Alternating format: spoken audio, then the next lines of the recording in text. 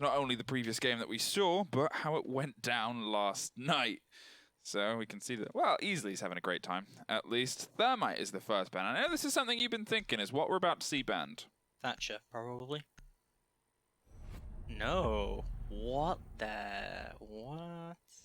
Explain why you're so taken aback, please, for the people at home. I think Soniqs are just trolling at this point. They just banned double hard breacher on Cafe. I mean, this is about to be a freak show of an attack from Soniqs. So the last time these teams went against each other, Rogue did ban out the Thermite, and they banned out the Echo as well. It looks like they're going to do the same thing here. Soniqs, however, banned out the Mirror, and they banned out a Thatcher, and they won 7-5 very, very narrowly on Cafe during the Pro League regular season. But the quick question is, when was the last time they banned the Thatcher and kind of struggled? Yeah. I mean, was it because of the Thatcher ban? Was it because of OGA are a much better team? I mean, I guess this is a way to at least get some of the answer. But double hard destruction on this map, it's a little bit of a peculiar one, really, because you kind of think about, okay, top floor point, the default plant point is you kind of get in via cigar and piano, you dig in close on the wall, that can just lead you in to get a little bit of a buried plant in the corner of landing, and then that's where you find it. You're going to assume that those walls are out of commission this time around. If they get covered up, yes, you can Maverick your way through. What? Why are we bringing Code? There's no reason to do that. The guns? For the SMG. For the gun. Yeah. Nah, these guys are trolling now. So, well, we'll see the Warden pick come out from Slashhook. Yeah, we'll see how this all kind of breaks down, really, but I think it's going to be aggressive and I think it's going to be quick. In the meantime, Goddess has obviously bought the Maverick, so hard walls have some cracks to be made in them, but as rightly pointed out by, I'm sure, every single person, the counter to that isn't Kite, it isn't Bandit, it isn't Electrics. They're not really worth picking this time round. I don't think I've ever seen a Cafe with these bans. I'm very intrigued to see how these attacks go down. Like, the Soniqs, is this their plan? They knew that Rogue would have banned a Thermite, and they were just going to like, okay, we'll ban the Habana then. Double down. You're in our world now. Yeah, I mean, it's just all going to depend on how good the Mavericking skills of Goddess are here. But Easily, yeah, he's going for a blast, he's going for a spawn peak. Well, no bites, unfortunately, yet. The Alder is, unfortunately, a little bit disappointed in not being able to tear off people's heads. In the meantime, Eclipse is running and roaming around downstairs with otherwise a lot of aggressive movement around this top floor, waiting for someone to just swing, and they do! With an amazing quick kill. Sleben takes care of Vertical, and Slash kind of looks a little bit lost for wear on how that went down. Good night. That's Vertical off the board already. A pretty big fragger coming out from Rogue already off the board, and it looks like his body actually fell down onto Weiss as well from that pretty devastating kill coming out there. But, I mean, that's a great entry pick coming out from Soniqs, but they still have a lot to work to do if they want to try and bring this in. I guess Slashhook brings the Warden here for the shield, but I feel like you just bring a Valkyrie, surely. Because he's running the MPX, right? Oh, well, no, he's all about the SMG-12 life, I guess, as Super is going to go down to it, and already brings it into a 4v4. Soniqs push this almost the exact same way every single time, where they send Super onto the other side, and they send everyone else onto one side, Cigar side, but Gonfi, again, doing the work on the entry. Eclipse is going to go down, and now 4v3. Rogue are looking a bit squiffy right now. Yeah, big picks apart, and I guess it's coming into this with a little bit of a casual attitude, because well, so far EU has been able to find 2 of the bodies very quickly. In the meantime, they're ready to start hunting footprints below and start making life uncomfortable for the bodies upstairs. And with the ITER, they can open some of the floors beneath and make, again, these holes just a little bit less solid and structural. Brian is going to try and take up the mantle of a previous body as Goddess puts pressure from above. And there is Neptune swinging in and finding a double, looking for the third, and there it is! Soniqs with a fantastic opening round there. How did that happen? I don't understand. We just had a Cafe attack go almost flawlessly for Soniqs when there was a Thermite and a Habana both off the board. There's just constant peeking coming out from Rogue. They lost so many members early on to kind of unnecessary peeking coming out from them. I mean, I guess if they insta-picked the Maverick, it would have been completely worth it. But it felt like they just kind of had no control there. Yeah, I think it was. I guess they were a little bit taken aback by the double hard destruction ban. Obviously, we always get little glimpses of the chat that they're having, but it seems like they kind of they were saying they were having a good time and messing around with it. And I think the Soniqs took them a little bit by surprise and showed up aggressively. And Rogue went, "Oh, okay, wait, okay, maybe we need to respond a little bit more than bringing the double SMG, kind of special glasses, secret agent." That otherwise really ever get played on this map. This is kind of what I was expecting more, that they would go downstairs first. I especially like the Mute and Mozzie combo being brought here, but Soniqs are going to be bringing the Capitao this time from Super. We'll have a look at how that's going to go down. I definitely love a Mute Mozzie combo on defense here in Cafe. Well, yeah, sorry, I was just curious about the positioning there. I don't know if you meant to get it just directly underneath the hatch. Yeah, so when you go in the hatch, you throw it down onto red stairs, so that you know if there's going to be anyone there, and you can just put it as a flank drone, and if it goes through where that Mozzie position is, the drone will capture it in midair. Did he mean to put it directly on the hatch there, or next to the hatch? Next to the hatch. If you put it on the hatch, it'll just get destroyed. Oh, it looked like you put it on the hatch there. No, it's right at the edge. Okay, that's why I was a bit confused. It looked like he kind of just sacrificed it to the greater gods of Hatch. But in the meantime, Vertical's trying to not get himself... already low health. Yeah, I think they went for a little bit of aggression there. He's being continually droned and called out, quite irritatingly, as they want to put some immediate pressure against the bakery side. In the meantime, they at least haven't lost Vertical straight away, but with the wall open, they are free to swarm in, and swarm they are doing. There's a lot of pace here, and, well, the C4 doesn't quite catch someone, but Slash catches Sleben. There's still the body upside down rappelling on the top of the main door, though, and he's just trying to find the clip of the hat to be able to take care of them, but with the constant jackal pings coming out, this fight is a very, very tough one indeed, and unfortunately, does not go his way. Super manages to lock back the balance. In the meantime, Easley has doubled up the mantle of trying to hold control of the bakery. They have Vertical not too far away and ready to rotate down around the backside if they need to, as well as Brian just a few more steps further back. But it seems like the pace of Soniqs has hit a little bit of a slump. These setups from Rogue are so weird given the bans as well. I really feel like this bakery wall should have been fully reinforced, but it won't be. We'll see exactly how this is going to work out. As smokes are going to go deep into the site. We'll see easily. He's going to be holding down the breach and seeing what he can do. Maestro Cam's still up on the board as well to give him a little bit of info as he does peek out onto prep and see what he can do there. Just about halfway into the round, Soniqs are going to rotate that push a little bit here, it looks like, to try and get over that control over Coates as well, to try and shut down this aggressive roaming area from Rogue. But Vertical is going to pick up that nice kill onto Neptunes, and Vertical goes huge with a triple kill! Goddess and Golfy both go down to it, and it's all down to Super all of a sudden. What just happened? Well, it looks like the Capitale's got a lot of work. Oh, no. No mind. Never mind. The Capitale gets cut off before he begins to enter their Rogue. Well, the first round they didn't show up. The second they did. I think it's fair to say. I am absolutely amazed that, one, they didn't reinforce Bakery, which, I guess looking back at it, maybe it's just a way of trying to bait Soniqs into doing a certain take and not going backside at all and trying to maverick their way through the hatch or whatever, which I guess is good. But the second thing I'm amazed by is, like, Slashug constantly tried to contest the upside down rappel. I really thought for a while he was going to win that, actually, but yeah, he did pick that up. Did much better than you thought he would, especially as he was being, as I said, consistently pinged and called during the Dance of Death. And yet, hey, did okay. There's some very interesting things going on in this game so far, but we're going to go back to a bar and cocktail lounge even for Rogue as the third defense gets underway. Again, the Warden pick coming out from Slash. I really don't get this, really. I feel like I'm missing something here, because Valkyrie also gets a shield here. Maybe it's just for the SMG-12? I'm not sure.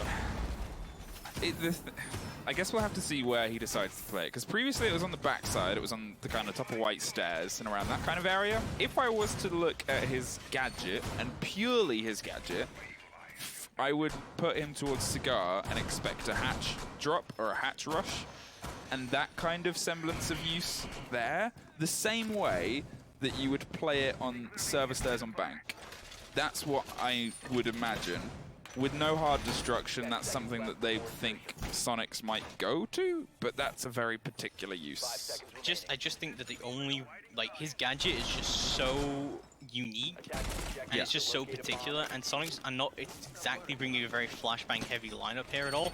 They're not bringing any smokes. Well, they are bringing smokes in the form of Capital, I suppose, this round, but first time they didn't. So, I don't know, this pick is so weird at the Warden. I feel like the Valkyrie gives you so much more intel. The only thing I can think of is just the SMG-12, and he did manage to pick up a kill with the SMG-12 on the first time they defended her. Well, I guess we'll see what they intend to do. I think it's like, it's part right, is where they've set him up there, kind of peering out from the white corridor across towards Cigar on that side. They're trying to keep the control there, but otherwise, you know, he's just going around singing Secret Agent Man and trying to find bodies and, you know, protect the rest of Rogue. And, well, I guess we'll see how that comes together. Vertical hasn't actually been swapped very quickly, but Neptune's, in the meantime, has suffered a huge chunk of damage, and I'm wondering if that was an aggressive peek. No, because he put a breach charge down too close to himself, and they detonated it. Ah, okay, so... And that almost killed him. So oh, dear. Not a great start. Super's concerned about the jump out on the windows, but in the meantime, Vertical takes care of Gumphy. The Ash taken out of this as Slash is able to rotate back up and get some information. Brian off the cover on the back stairs and making sure the person on the window doesn't quite find them. And, well, they don't need it. Swing around, drop Super, take him out of the equation on the back stairs, and that's the Capital off the board, having not really had a huge effect so far. Vertical is getting aggressive against the man that has otherwise dropped against this hatch and is just trying to find the body as he swings around, but Slash ends up getting the kill first.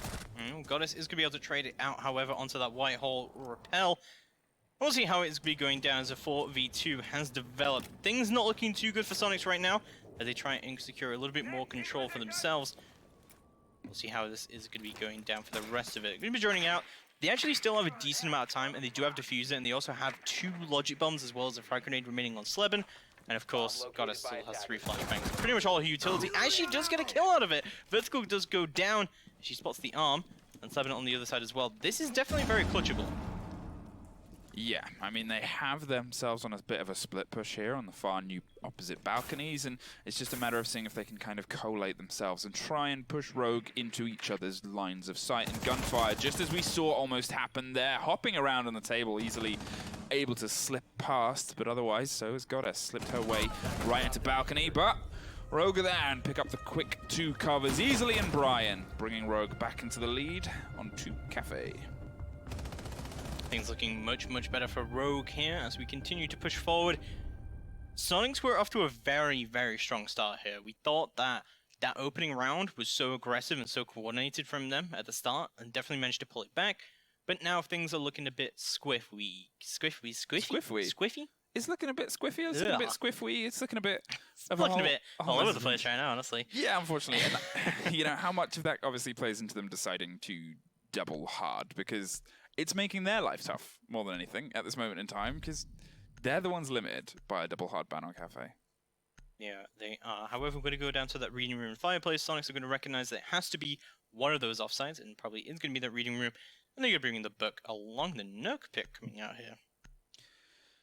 I mean, at this point, may as well, because to be fair, when they've been able to actually find some damage, it's been from sneaky maneuvers and you know, those kind of plays in places where Rogue haven't been a little bit suspect towards it. We kind of saw the same thing the one round of Border as well. When Soniqs were able to take it, they were a bit under the water. They were a bit kind of in disguise in terms of what they were trying to throw at it, and it came together. But I guess it's just seeing how aware Rogue can be, because so far it seems their information game has been pretty solid, and I'm assuming a Sleben, sorry, drone is just really doing its best to run there from the Mozzie.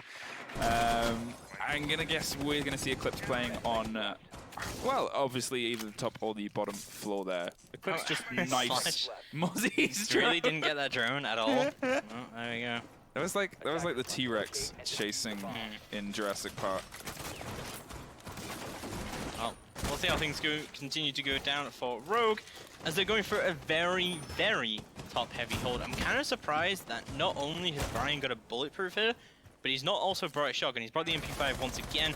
I really would have thought that you would bring a lot more self-destruction if you're going to hold really top-heavy here for Rogue at least.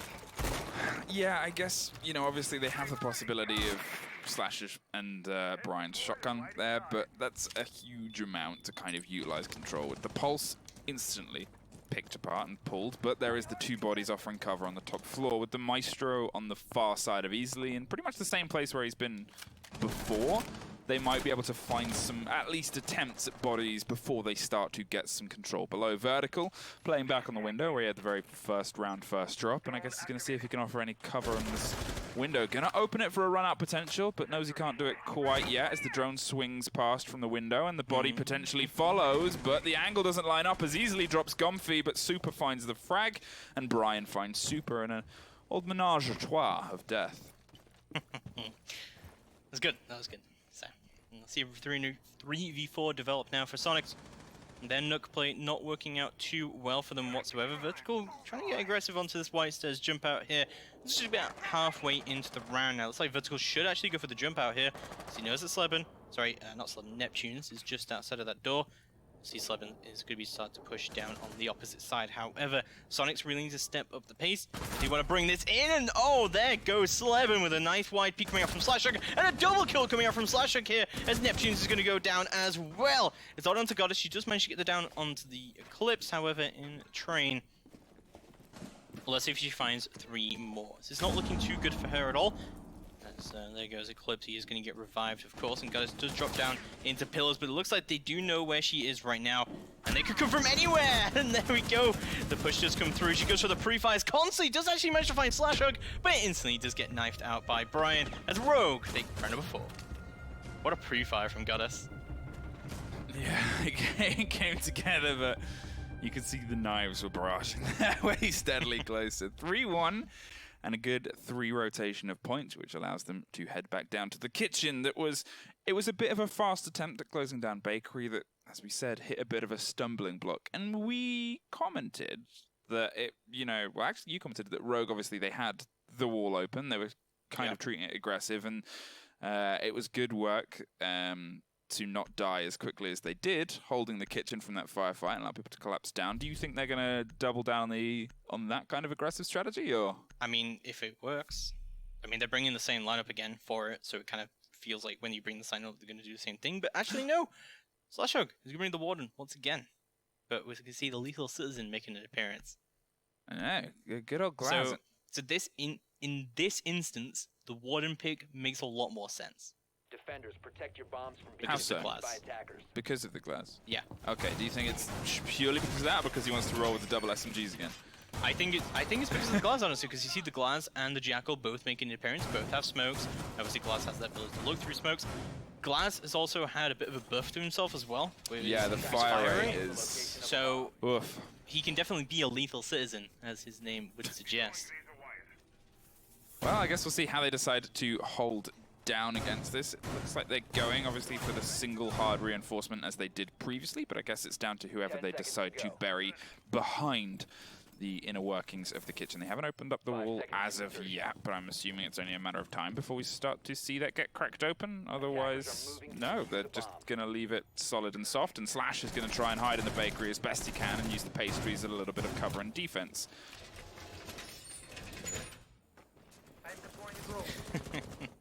He's really set up for that set and repel right now. He's so confident that he's going to get this kill. Gomfy is actually going to go for the upside down repel right now. We'll see if he is going to get the kill out of it. No! Oh my god! There goes Slashhook. Great entry kills coming out from the European duos of Sleben and Gomfy. Yeah, poor Slash. Didn't even know what hit him by the time Gomfy drifted by and put bullets through his brain.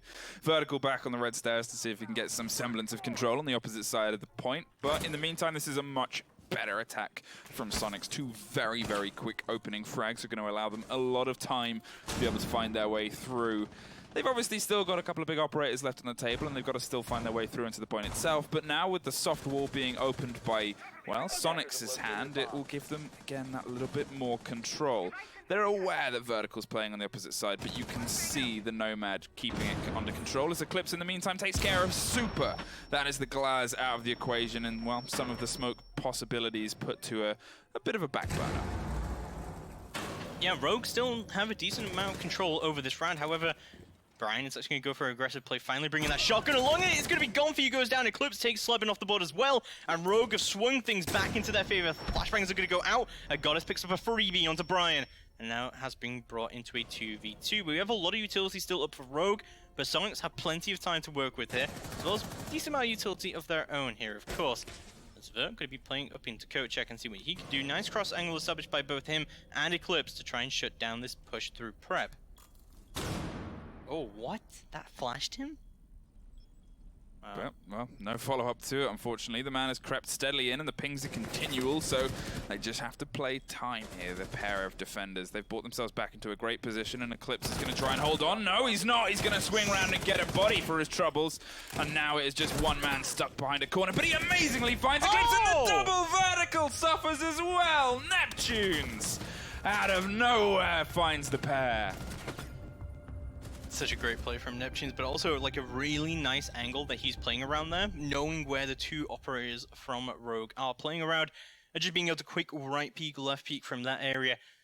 Give himself a lot of nice angles set up there, but Rogue actually had a nice crossfire set up there, so it's a shame they weren't able to trade those frags out.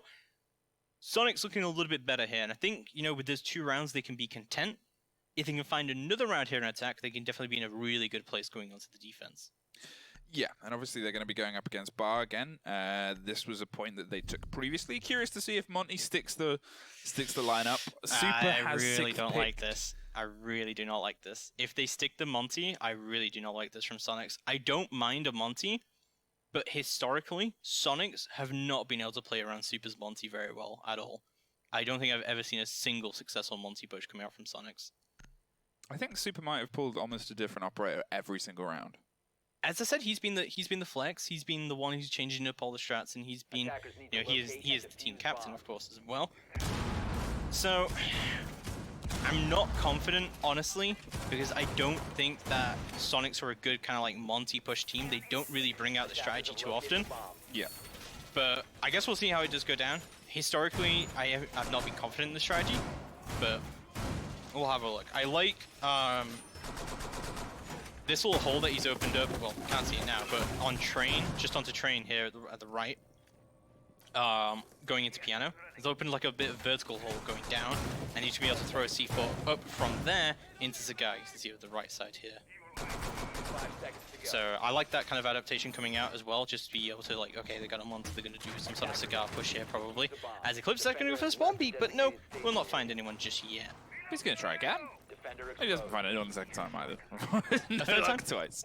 Give it another go. Well, might find the Monty, who's going to slowly and steadily make his way, already fully shielded up. I think every Monty player uses this skin. Yeah, Don't well, shoot me. Why wouldn't you? Don't shoot my papillions. Yeah. My sweet little papillions. Yeah, it's a great skin. We can see them creeping their way steadily further towards this top floor and try and get some semblance of control. As you said, I'm curious to see what they do with the Monty, where they try and obviously just not hot drop him in, but obviously let him kind of fall. I would be very surprised, Luke, if this Monty just went full swing down. I mean, Imagine. anything's possible, Soniqs. Anything is possible. Imagine the scenes. It could happen. I'm kind of hoping now at this point it does happen, but yeah, I don't think it is going to happen at all. I think what's more likely is they'll push the Monty, he'll like drop onto New Balk, Yep. and he'll just like hold that while the rest of the team drop down behind him. Yeah, because this has been one of the things that, well, kind of pulled them apart the previous time round was as soon as they started to enter, Rogue were aggressively set up to, well, make sure that the ground was exceptionally hot. And without the hard destruction to be able to offer yourself some semblance of control, it becomes a little bit of a tighter fight. Going to slowly burn their way across and try and make some magic happen, actually, as they look for a body through it, but can't quite find anything. I thought for a second Maverick was going to burn the entire hatch through and allow them some rotation, which is the usual way of pushing against this and give yourself some more freedom to move, but seems like they're just going to trust the Monty, who's going to roll all the way in, and they're going to find the firefight and find a double slash! Swings and gets the 2 EU players, and Monty is helpless to do anything against it.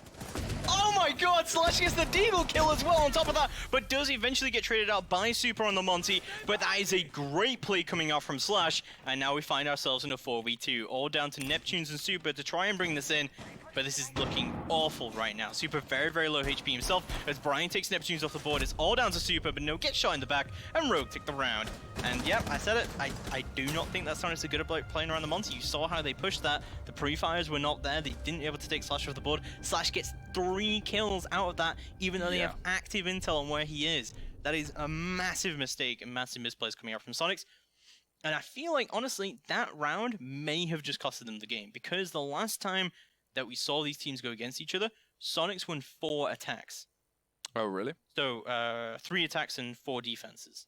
So, you know, in this scenario, if Soniqs win those 4 defenses, they go through to overtime. You know, what really happens here? Well, I guess we'll find out. We're heading down to kitchen and service for another trip around this. And the Ash from Slash to the Glaz. Well, I guess we'll see how this kind of comes to fruition. Obviously, they have the possibility of keeping the long-distance control. They may be read into that as being, well, it's not going to be a top-floor pick based on what they've brought to the table, and they're going to allow themselves some bit more range, bit more angle, bit more possibility at playing from the big door all the way through to the back of the kitchen. At the same time, I guess it's, you know, how familiar they are with it. Curious where they're going to put the Maverick. Yeah, we haven't really seen too much Maverick play come out so far, but I think it's mostly it's not being because like Goddess doesn't know what's going on with Maverick, because she clearly does. But I think it's been more the fact that the Maverick hasn't been particularly like needed on these attacks from Sonics, because most of the stuff has already been opened up by Rogue during their defenses. So I think the way that Sonic's going to play this is going to be a little bit more turtle strategy. So we'll have a look at how this Maverick usage is get through. But it's just so weird to see a cafe with these bans and just see such an aggressive hold.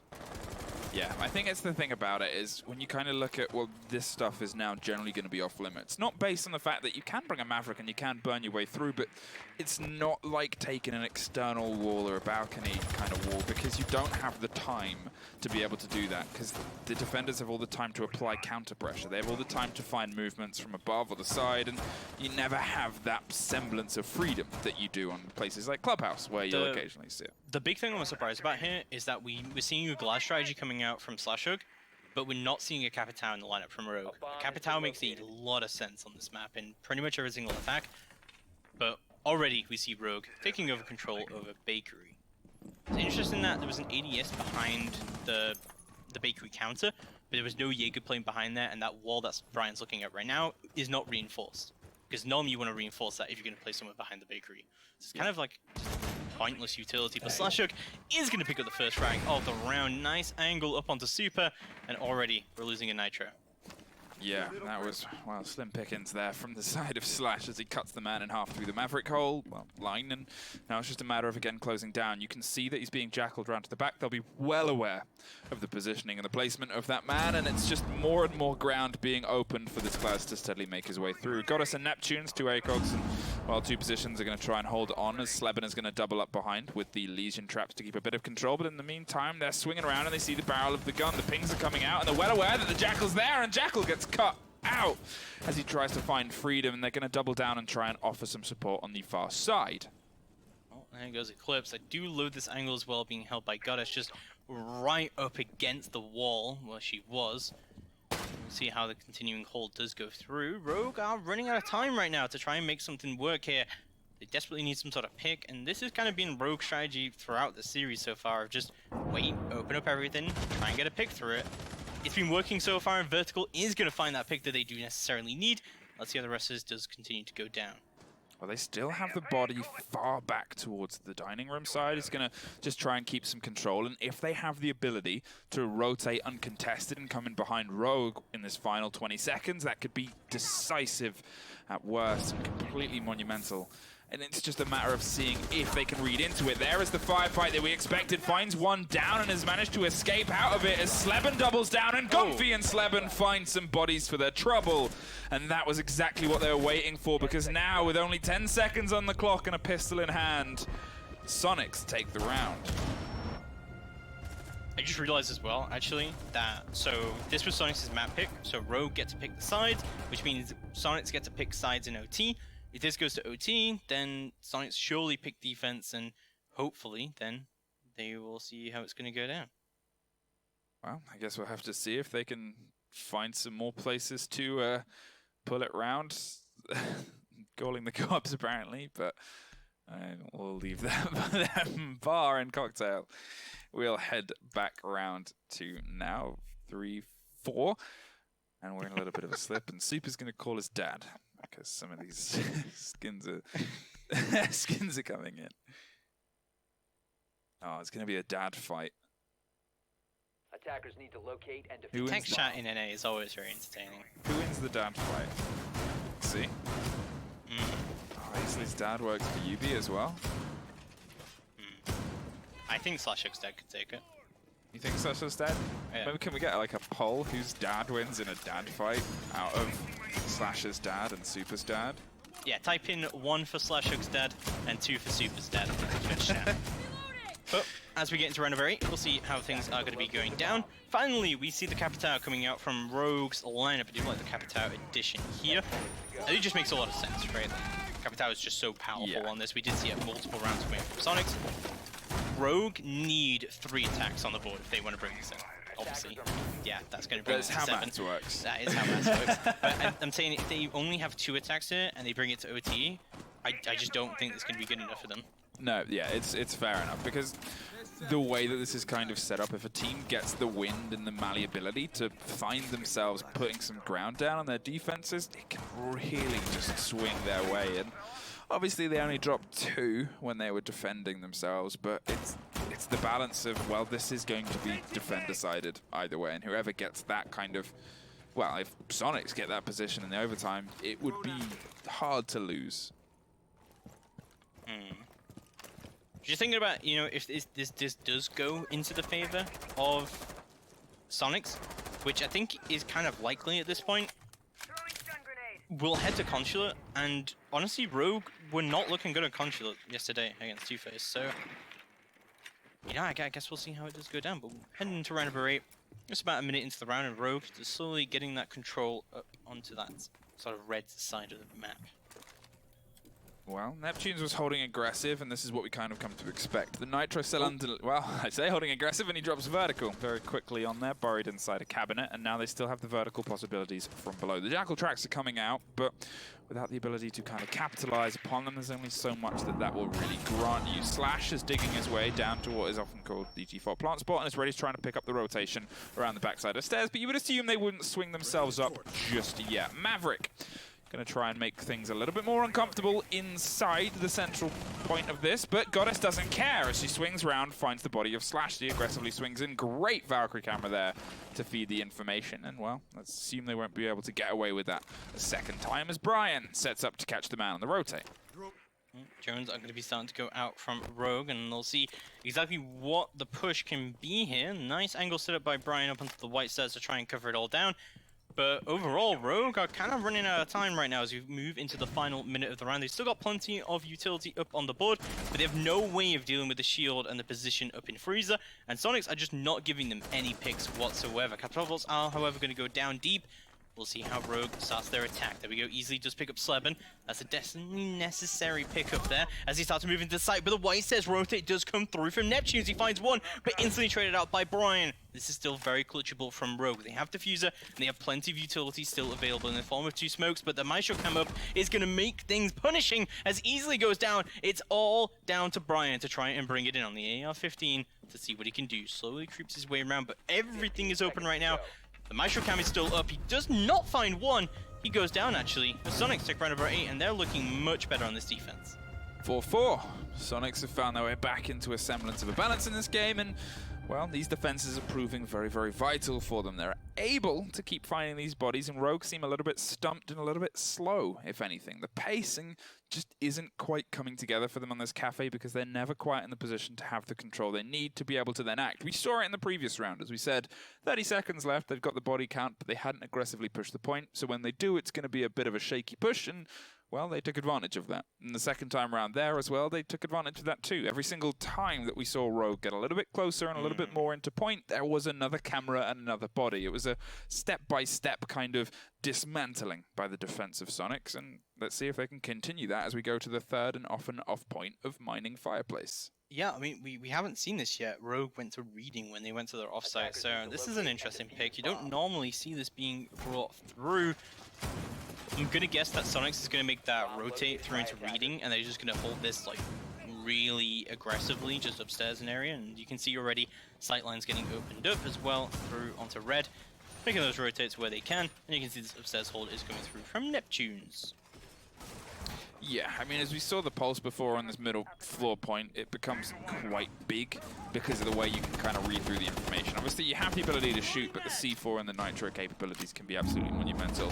Looks like they want to try and go for a little cheeky C4 loop over the top, potentially, and they're allowing themselves the same way you would see in a hold on, say, the basement point on Bank, but I guess we'll see if they can kind of bring it to fruition, because so far Pulse hasn't had the best time on this map. Yeah, no, he hasn't really. I think Pulse is always like, you don't necessarily always see the impact of the Pulse because you just give out huge amounts of info. Really, really good operator for the site because you've got roamers above as well. Goddess can just sit passively in sight and just constantly be giving out active intel on where the push exactly is coming from to help all the roamers upstairs. Well, Flashbane's already coming over the top as Gumphy's still doing some point architecture and Slash is looking for some violence in the meantime. Eclipse finds a body on the far side, but this is generally to be expected. Normally there's at least 2 operators holding down and keeping everything stum on the opposite side of this map, and well, it actually looks like one of them is at least rotated off to be doubled up by the body inside the top of White Stairs. Easily is finding his way through, and he's going to try and pick apart the Maestro at range, and I guess it's down to how long Super can hold off the collapse from above, or is Goddess able to supply some information towards them. Jones are going to continue to go out as well as Rogue look for their opening, something they were pretty good at doing on Border, but so far in Cafe, they've been able to do so far. So we'll see that they have managed to track out people onto Cocktail. They know that there is a definite long hold coming out here. We also, of course, have that passive intel coming out from the pulse from below, and the definite threat of a Nitro if anyone holds an angle for too long. This is, again, a lot of time being thrown by Rogue to try and find these opening picks. They still haven't really got any semblance of control against the guns on the far side, because as soon as they swing into the open, it can start to go opposite, and there it goes. Neptune's finds Vertical, and Neptune's finds Slash, and Neptune's looks like he wants to keep finding more, but Sleben is the one that's going to get easily, and then he's going to get Eclipse, and there is a flawless round for Soniqs. Absolutely dismantled by Neptunes and Sleben there. Really good fragging duo coming out here from Soniqs. What aggressive peaks coming out from Neptunes there to completely shut it down from Rogue. Still no attacking round coming out from Rogue. This is looking awful for them, and Soniqs may not even need the overtime as they're taking it all the way. This is just so impossible for Rogue to try and find an entry with the double hard breacher ban and just everything locked out from Soniqs here. Also, like, good usage of the Maestro cams and just intel generally to just see where that push is coming from. They knew that Rogue could push very, very heavily upstairs and take from Cigar. They have that constant pulse information coming out from below. We're going to go to kitchen service and kitchen cooking. This was actually kind of a weird sight last time because Rogue kind of took the, that aggressive hold onto Bakery, which we had that weird ADS. I don't know what was happening there, but like, it was looking really, really good for Rogue at the start. Yep. But I think that the way that Rogue held that defense was not great with the bakery wall open and the side bakery wall open as well. Soniqs were just not giving them any pick whatsoever. Slashug is going to bring the first Blackbeard of the series. Yeah, all of the pacing for me from Rogue just isn't quite there. And I feel like if they don't get this kitchen point this time and they get put to match point, it's over for them. Their attack from the top floor has just looked completely, well, torn apart by Soniqs. Every single time they begin to drop and begin to try and find anything, the Soniqs are able to just take them out of the equation and take them before they gain any kind of momentum and any kind of control that is feasible. At least when they were down here previously, they were able to find some bodies and able to find their way into and against the site, but they left it all very too late, and unfortunately the wire did not swing their way. Super, bringing the error, as we said, can consistently jump between any operators that they need and want to try, and it's been working very well on their defenses so far. Yeah, the defense from Soniqs has been absolutely flawless so far, so we'll have a look as we move into round number 10. But Rogue going to do a bit differently here to bring it in. They've brought a few different operators here. They brought the Dokkaebi now, and of course the Blackbeard's the big interesting pick here from Rogue. I'm not sure if this is the correct mentality from them, because I feel like what they're going to do is they're going to take bakery control, and yeah, Slashug's just going to do this. We use the Blackbeard and the Maverick together to try and open up a bit of an opening for yourself here. He did the same thing with Glaz though, and it worked, and he did manage to get his entry pick, but then not much more than that. I feel like Rogue's whole strategy has just been opening angles and waiting for a pick. Well, they're going to see if they can find one before they start to aggressively put pressure on the point and almost try and bait it, but with the reinforced wall there, it's going to be an obvious breakdown. Easily is trying to get some control on the backside of the point alongside Vertical. I think that's a very good change-up to how they played it last time, because we saw what happened deep from that back bar ended up being completely monumental, and there is Brian finding the opener. Neptune's gets taken out, a player that has otherwise cooked with the opening frag the past 2 rounds, so it's a very big pick for the side of Rogue. Slash suffers a little bit of damage, but is able to pull himself together as easily as actually swung around and doubled up against this front side, and now it's just down to Vertical on the back to keep control. Super is waiting for the aggression to swing around towards him and is able to take it apart. No, it's actually Goddess that takes care of it easily. And that's another big swing in their favor, and there, through the soft wall that had collapsed in the middle of the Maverick holes. Yeah, good play coming out from Goddess there to shut down a multitude of players and see how things are continuing to go down for Rogue, but so far not looking too good for them. Neptune's, of course, as you said, is off the board now, but we've lost our Blackbeard. We do have this now hole just being opened up. Not sure this is small enough for big enough for them to be able to vault through, and it looks like Rogue got to try and rotate that push a little bit. Brian's going to burn the ADS in sight. CC Super just holding down prep, of course, with the yellow. And this just seems to be impenetrable right now from Soniqs. I mean, Rogue is just having no entry right now as they are getting shut down across the board. Gonfi and Summon both pick up kills right now. Brian finds one, but it instantly gets traded out. And Soniqs take round number 10, and they put themselves onto match point right now. 1 round away from bringing this in. And honestly, I feel like they've already won the map now, because if this goes to OT and Rogue bring this in, I think Soniqs win this anyway. I would be amazed if it got to OT. We really need to see Rogue reinvent their method of taking their top 2 floors. Because previously it's just, you know, their best attacks have been those past 2 on that kitchen, and they've been able to find bodies and get some semblance of control, but then they just kind of lose it to the wide hold and the people on the back of the point. And even then, the Jackal was completely taken by surprise by the Jaeger from what we saw. Whether there was a bit more before that, I don't know, but from what we saw, it looked a bit by surprise. And you know, the previous time we saw them drop in here, it was just Soniqs were able to take them apart kind of a step-by-step and a feed from feed. I like the introduction of more nades into the Sonic. We did see nades coming out from the Dokkaebi easily, but now Brian's fallen off the Maverick. Leaking that Maverick, of course, to the classic card breacher from Rogue is going to be easily who's picking that up. Something about this as well, nice Easter egg, is that if you look at Maverick holding the diffuser, it looks like a horse holding a lunchbox. Is that an Easter egg? I think it is.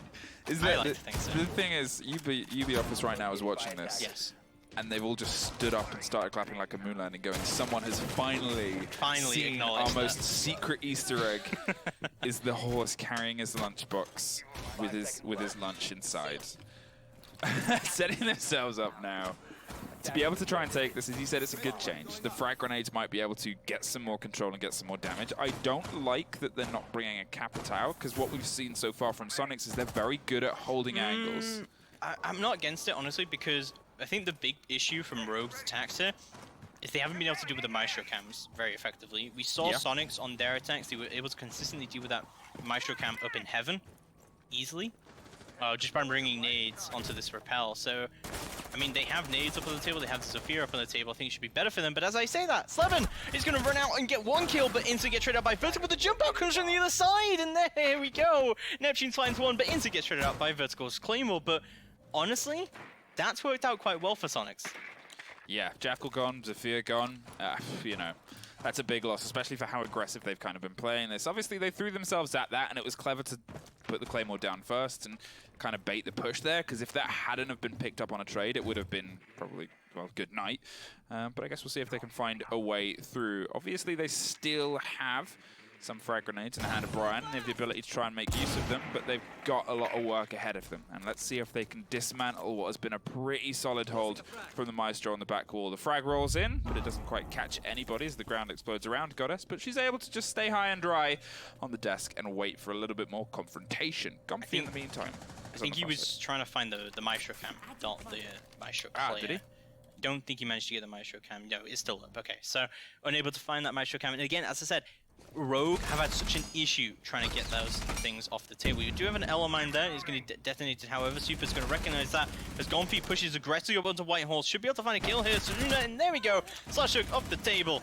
And this is looking all Soniqs right now, as Rogue are left in a 3v2 with no utility in the ball, but easily does pick up that kill onto Goddess. And that's going to remove a little bit more effectiveness of those cams coming up from the Maestro.